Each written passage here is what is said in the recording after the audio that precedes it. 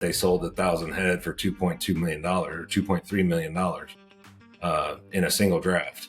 Hi once again, everybody. Welcome back to the Comstock channel. I'm Marlin Bohling with you, and we're looking forward to covering what was a very weird trading week here. We changed the calendar over into 2025. We had a holiday break in the middle of it, just like we did the week before when we had the Christmas break. But all kinds of stuff going on in the markets. And here to help sort it all out, I want to turn to Relph of Comstock Investments. He joins us now to summarize what took place, what we accomplished, if anything, during the course of this trading week. And as we got to the close on Friday here, it seemed like when you're talking about the ag commodity markets, there was a heavy downdraft heading into the weekend. What does that all mean? Did that catch you off guard? A little bit. If you looked at specific grain markets, whether it was meal, soybeans, corn, other than wheat, everything was into very overbought territory. So you needed a little technical reprieve. I don't necessarily think we needed what we got today, but we needed some kind of a break in several of these markets. And the weekly export sales were a day delayed because of the holiday you mentioned. Those come out at 7:30 this morning. Marketing year low for soybeans, marketing year low for wheat, terrible numbers for corn, terrible numbers for meal. Even the beef and pork were horrible. And granted, we're summarizing the week of Christmas, so we don't expect it to be great, but we also don't necessarily expect marketing year lows. That's what we got in a lot of this. And at the same time, you've got to look at what the dollar's been doing. And that's really been a plaguing factor on the export market and led to some of that weakness we saw in the numbers this morning. Eric, did I hear correctly that we had some cancellations on soybeans? Yes, that's correct. And I would say as long as you continue to see revisions higher for Brazil's soybean crop, you're going to continue to see cancellations. It always comes down to the number. There's always cancellations. It always comes down to the numbers, and are they going to be substantial enough to move the needle? And if this continues for another couple months, we could have a real problem on our hands, especially when you have groups like StoneX putting out a 171.5 estimate yesterday afternoon. That definitely factored into today's weakness as well. You know, some analysts had really been concerned about that during the course of the fall, that they were cautioning people that China may have been overbooking what they really needed because they feel totally comfortable, apparently, in just walking away from contracts of things that they have bought, and they can always get by with it. And it looks like maybe that's starting to come to pass here. I know they've been doing this for better part of, 30 years, where they just walk away from contracts like that, and then they get to buy it cheaper again anyway. Right. And it doesn't, they can do it all the way up until it changes hands to the foreign owned entity, or foreign flagged entity, right? You can have that owned by a U.S. company that may be Chinese owned. It's still U.S. grain until it changes the title, until the deed actually changes names to whatever the Chinese entity is. And so they have a lot of pliability in how they can go about that. That really, it's kind of remarkable. And of course, farmers are very upset by that, because when they make a deal with an elevator, it's not like they can say, "Oh no, I don't like that sale now. I'm going to cancel that." So definitely some animosity created because of that ability that they have to do that. And I don't know that that's something that can change. I'm not going to pretend to understand the logistics, but man, it'd sure be nice if they had to actually follow through on their commitments. Absolutely. Well, I'm looking at a soybean chart here, a daily chart, and it looks like if you go back to early, September, we've been in this continuous channel, a downtrending channel in soybeans, but we were at the upper end of it here the last few days, and it didn't take it out. It resisted once again at that top line. Explain what we're looking at here, and what does that mean now? Yeah, so going on your continuation chart, obviously that's the January now. The first of the week, we traded through trend line resistance, failed. Second day of the week, we finished through, closed well above it. Everything looks fine. Then that was Tuesday. We skipped Wednesday. Then yesterday, a little bit of follow through. Everything still looks fine. And then all the factors we talked about come in, and we take out 2 days lows, close right near that same trend line, which was resistance, now support. We did hold that. So there is a little something to hang your hat on there, but this is a pretty nasty day, reversal lower. And whether or not we're going to be able to hold that trend line support is going to be key in the next couple of sessions. If we can, then maybe we work back up into the upper end of the channel. But again, a lot of plaguing factors right now. And that was enough to put some serious weight on the corn as well. I'm going to take a quick peek at that while I have it up here. This was a key reversal in the corn, and it was a nasty one. Took out 3 days worth of closes here, closed at the bottom end of the range. And I know I've got a lot of clutter on this chart, so I apologize for that. But still, this is about as bad as it gets technically. So we're going to have to see an immediate turnaround, or we're going to have another breakdown of, potentially 5 to 10 cents in the corn, and who knows in the beans. That's going to be up to Brazil's story. Now, that chart that you were just showing on soybeans, that was a January chart, right? Correct. Does the March look different? Because January, we're in January already. Yeah, and we're in the delivery period for January. I wanted to look at it on a continuation basis, but if we flip over to the March chart, it doesn't look a whole lot better. Again, failed to make a new high. I don't have that same trend line on here, but we hovered very near the 100-day moving average in the March contract, and then finish at a 2-day low close. So not a good look there. So it looks like you're testing some, what do you have, moving average lines there? Yes. Sitting right on them right now?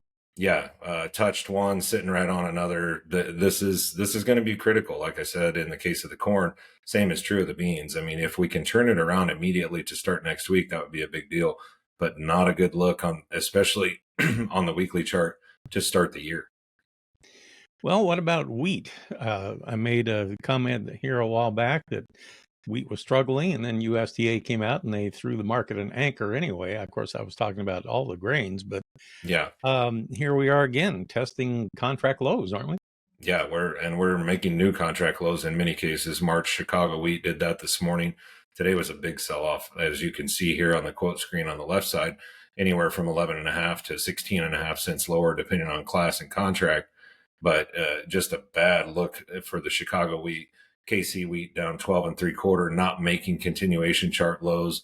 But if you look at some of the individual contracts, we're not holding on by much here in the KC either. So definitely going to be watching the KC closely to make sure we hold these December lows, which are right now within about a nickel of current price levels. So does this give credence, in your opinion, to the ideas that we had heard around the holiday period there, that the reason the grain markets were rallying into the end of the year was people just taking profits on all the selling they had done earlier in the year? Yeah, I think it does give merit to that idea. I think that the funds are holding a neutral enough position that they don't really have to move the needle a whole lot. They are long corn. We talked about that amongst ourselves a couple of times, that they could be holding upwards of 200,000 long position in the corn, but then offset by a short position in wheat, meal, beans. So their grain position isn't really leaned one way or the other. So they're just going to play the swings, and they're running into farmer selling. And that's another thing to keep in mind. I mean, this is the first real business day after the first of the year.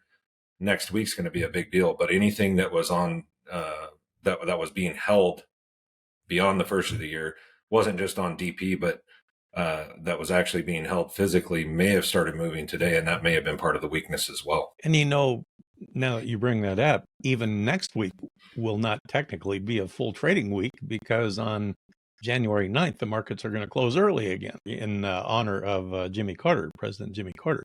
Right. So it's going to be a while. And then we have, I believe, the Martin Luther King Jr. holiday, like a week beyond that. Mm-hmm. We're having a hard time getting a solid trading weekend here for about a month. Well, and I had a little bit of a panic attack earlier today because for some reason, I had it in my head that the report was on the 9th. And I looked over to our office manager, Katie. I said, did you say we had an early close on the 9th in honor of Jimmy Carter? And she said, yeah. And I grabbed my calendar real quick and okay, we're okay. The report's on the 10th. So report comes out at 11 on Friday. Again, we have 2 hours to trade it before we go into the weekend. Again, after a shortened session on Thursday. I mean, the hits keep coming. Yeah, exactly. So everything that you said, let's condense this down. Did it do much damage, or how much damage did it do on the grain markets today to wrap up the week? It didn't do any damage. It's not a good look, don't get me wrong, but it didn't do any damage. The question is, with any follow through, then you've done damage. So are we going to see any downside follow through to start next week, which would then be tripping algorithms and doing some real technical damage? Okay, now let's flip the page and talk livestock. Ruh-roh, what happened Yeah. over there today? Well, that's what I've been talking all day. I'm about out of voice here. Um, so cash cattle was really impressive. We had $2 live trade. We had 315 dressed. Both Iowa and Nebraska trading at those levels. We had $3 to $4 improvement in the Southern Plains, trading 196, 197 down there. I mean, everything fundamentally looks good. You've only had a couple of decent volume sales this week, and they were both actually in Joplin because they had a special sale yesterday. And then they had a special sale Monday, which is their normal day to have a sale. Then they had an additional sale yesterday, and the numbers looked really good. Anybody else who was selling during this holiday week actually was putting up pretty impressive numbers in the feeder barns, but we don't get enough volume to really gauge that feeder market until next week. We get past these special sales, and then everybody starts selling again next week. So next week's going to be critical on the feeder cattle cash side. So today, following the reports of the cash trade that we've seen this week, we opened the session higher and actually looked pretty impressive early on, and then faded a little bit. And then went back and made another new high in the mid-session, only to give that all away and fade off into the close. And so I'm going to flip down here and just take a look at what this is. And again, this is a situation where we didn't really do any damage, but it was sure a nasty look as far as how the day finished versus how it had been going. You know, you had the big update yesterday, you're making new contract highs across the board, follow through this morning, make a new high, and then finish bottom half of the range and down, $3 off the high, 305 off the high in the January feeder cattle. And that was maybe one of the more minor examples when you look at, $3 off the high in November of 25, which is light volume and started out higher as well this morning. So not a good look, especially when you take into account, in the case of the feeder cattle, the stock market was sharply higher, the grains were sharply lower, and the feeders couldn't even hold on to any green trade with some pretty euphoric cash news going on. And so definitely a market that's getting heavy and is struggling. And we saw very similar action in the live cattle. The April's probably the most important contract on the board right now. Traded up to 197.87 this morning before finishing $1.87 off of that high at 196 smooth. And that April number may be in line with national average cash this week, but I would say that's probably even low, with February being $2 lower yet.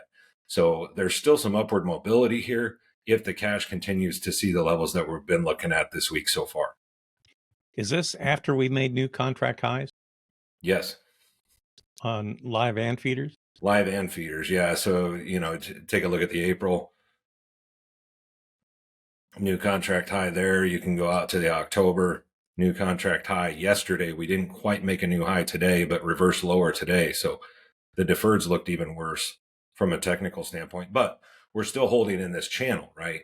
So without a breakdown, we could just be range bound, but we could be range bound within a $8 range. So there's a lot of variable potential here.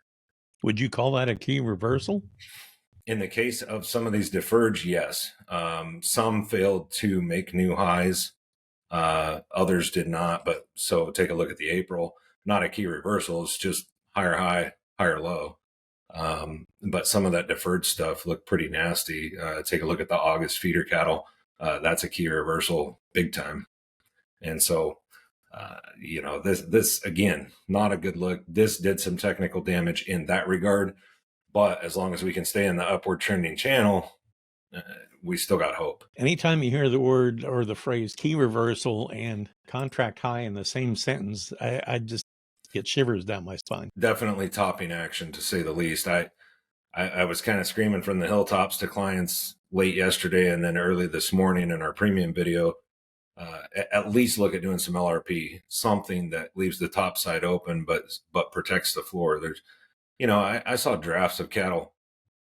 I was down in Missouri this week, and I went to Carthage and met with a couple people and was there at Joplin Regional Stockyards the day that they sold 1,000 head for $2.2 million or $2.3 million in a single draft. And with that kind of dollars floating around per 1,000 head of feeder cattle, you got to be thinking about something here. Oh boy. Okay. So, with that in mind, now let's take a look at the lean hogs. Now, that's a totally different story. Looks totally different on the chart. This market peaked around the 1st of December, and it really has never gotten much traction after that now. How much trouble is this market in? Well, without some improvement in the cutout, which we did see today, it's going to have quite a bit of trouble. I don't know if we'll get a lot of follow through, but it was nice to see a little something today, at least in the midday report. If we could hold that to the finish, that would be really nice. But yeah, to your point, I mean, take a look at February, for example, down 37 cents today, but it's been straight down for 4 days and was struggling in a consolidation mode prior to that before it broke out to the downside. Now, if you look from here, which was the end of November, back, this looks very similar to the cattle chart. Made a new high, failed, follow through to the downside. So this is why I'm cautioning, if we see follow through next week to the downside in some of these markets, then we could have a full on breakdown in place. But, a lot of variables, a lot of things can happen, and the markets are going to do what they're going to do. So we can't try to predict that. All we can do is try to react accordingly and protect ourselves along the way. That purple line on the chart, is that a 200-day moving average? That is a 100. 100? Yep. That's a fairly significant landmark right there. Oh, huge. Yeah. And we're there, right? We stabbed well below it, finished just right about at the 100-day, within 15 cents here. And so I think we've got to perform here and get a rebound quickly, or we've got some problems. Yeah, it doesn't cross that very often, does it? No, it doesn't. No. Typically, when you get into a trending market, you're going to stay away from it for quite a while, and hopefully we don't get away from it to the downside. But with the price of these isoweans, it's very similar to the feeder cattle. I mean, you've got to protect yourself. Earlier, when we were talking about the cattle, you said that there was so much interest in the LRP. And maybe you can explain that to our viewers. Why would that be so significant today, the way the market moved here? If the market were to do nothing more than it did today covered in many cases half the premium for folks that put it on this morning in 1 day's time. So the deal was, why we were having so many conversations about it yesterday and this morning, is we're tickling $2 live cash. We knew that yesterday. I had a client directly tell me that he had sold for $2. Granted, it was to a regional packer, and he sells really high quality cattle. But I thought, if he's getting that done on Thursday in a holiday shortened week, we're likely to see some $2 live.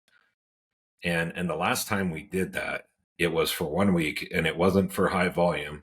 And we retreated very hard, very quickly afterwards. And there's a lot of people know that. I mean, that's just going to be a mental, technical, everything barrier, is that $2 live cash. And so now we're there. We've got a market that's kind of already acting a little toppy, and we've got that $2 cash. So let's do something that will at least set a floor, but leave the top side open in case it is going to continue to run for fundamental reasons. But does that work better on a day where you have a reversal type action like this? Not necessarily. It's actually good to do it preemptively on a day higher, like we did yesterday. So the day that we saw yesterday, where you have the market up good, but not really acting secure, and most are kind of questioning, are we going to be able to push it much further? That's usually the best time to do it, is on an up day, because there is a little bit of premium discount on a higher day.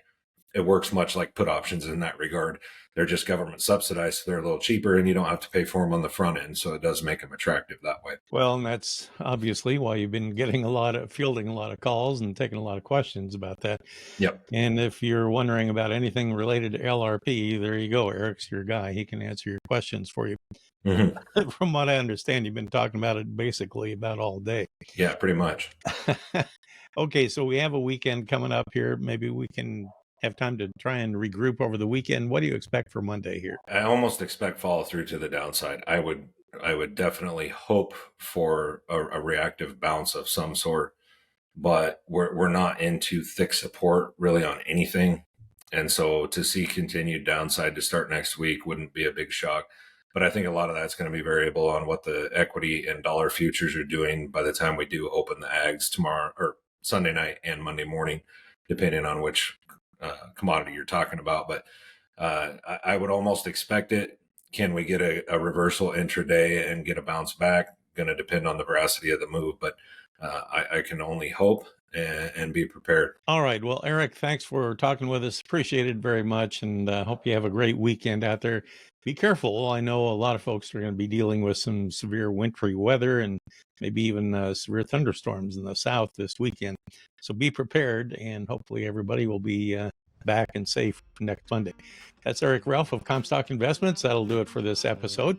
Well, for Brianne Jenkins, our producer, I'm Marlin Bohling. We'll catch you next time right here on the Comstock channel. Futures trading involves risk. The risk of loss in trading futures and or options is substantial, and each investor and or trader must consider whether this is a suitable investment. Past performance is not indicative of future results.